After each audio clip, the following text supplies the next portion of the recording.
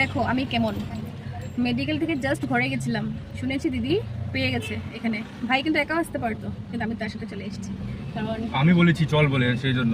ও বলেছে চল, কারণ কি ওর আমার থেকে এখন ফুচকা পার্টি লাগে তাই, আর আমি এমনি এসেছি।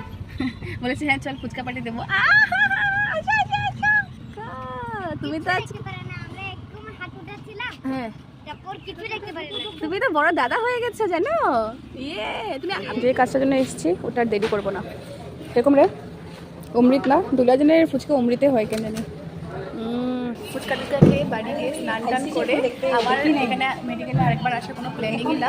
আমি এসেছি কারণ কি সকালে তো আমি বেবিকে বলে নিয়েছিলাম, তো আমার রিয়াকশনটা তোমরা দেখে নিয়েছো, কিন্তু ওটা তো তোমরা কেউ দেখো নি না, আর আমিও দেখতে পারতাম না যদি আমি না আসতাম। রিয়াকশনটা দেখবো আর তোমাদেরও দেখাবো দিদির রিয়াকশন। কিরে দিদি রিয়াকশনটা কেনা পাই নাকি? হাতে থেকে রাখ। বাবার ভালোবাসা, বাবার ভালোবাসা। আমার দাদা বাবা হয়ে গেছে, এটা আমি এখনো ভাবতে কেমন লাগতেছে। আর বোনকে দেখো এক বাক্স মিষ্টি নিয়ে বসে আছে।